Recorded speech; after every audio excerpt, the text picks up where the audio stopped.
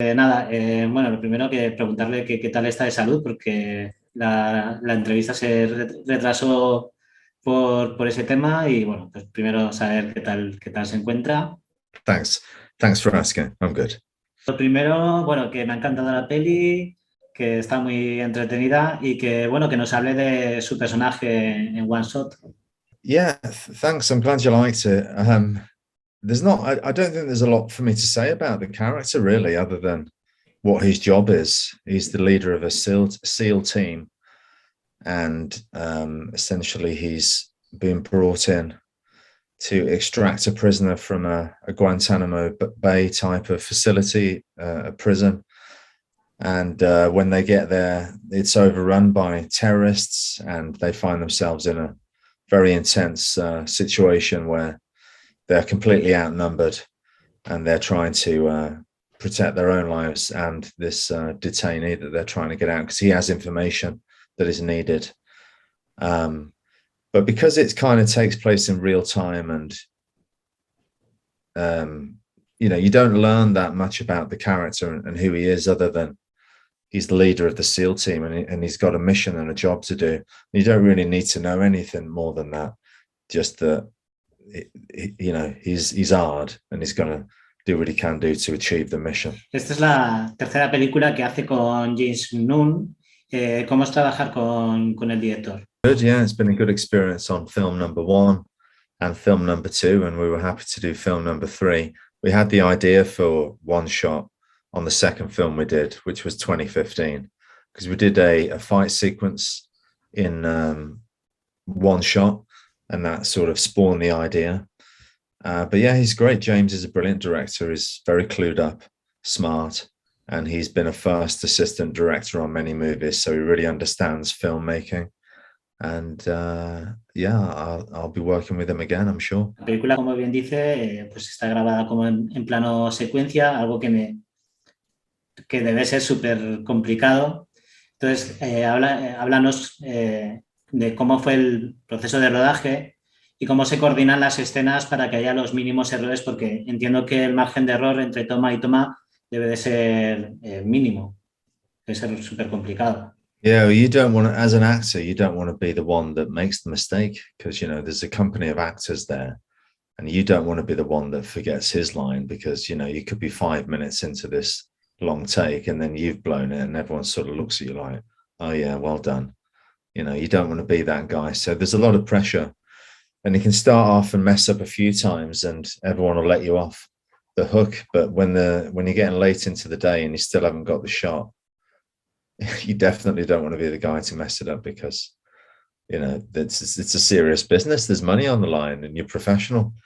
So there is a lot of stress, and obviously the same with the action. I feel sorry for a stuntman that's coming into a sequence at the end, and if he messes up, and I've got as far as I've got up to that point, and I'm bruised and I'm battered, and then somebody else makes a mistake, I'm sure I could be pretty mean, because it's tough what we do. So it's not easy. It was a challenge. En la película prácticamente utilizas todas las armas, desde una pistola a un cuchillo. ¿Recibes instrucción militar antes del rodaje y cuántas horas dedicas cada día para mantenerte en forma? Well, we had a really good military advisor by the name of Tom Lee, and he taught us all how to move tactically and to look like a realistic Navy SEAL squad, and we couldn't have done it without him. Obviously, I'm a martial artist. I have been since I was 10 years old, and I've done quite a few military films, so I have a good idea of how to move and do the fights and all the rest of it. Number of hours I train every day, just 40 minutes a day. You don't have to overdo it. Just train intensely for 40 minutes. En alguna de tus películas, ¿se te ha ido alguna vez la mano en una escena de acción donde hayamos visto una patada o un puñetazo que era real? Yeah, many times, and to me as well. I get hit too. That's part of what it is. Yeah, you're basically hitting each other. film fighting has got more in common with dancing than it has with fighting. Really, it's choreography and it's movement, and you're making these shapes in the screen, but you're making it look like you're fighting. So you are hitting each other, and you try to make it look like it's as hard, you try to make it look like it's hard, but try to not make it hard.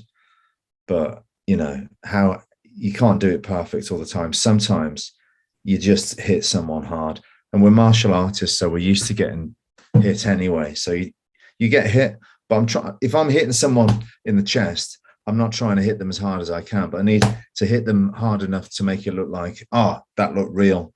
And then sometimes accidents happen and you get hit harder than you should. And in the face, sometimes you'll probably get punched in the face, but a lot of the time you're going to make it look like it.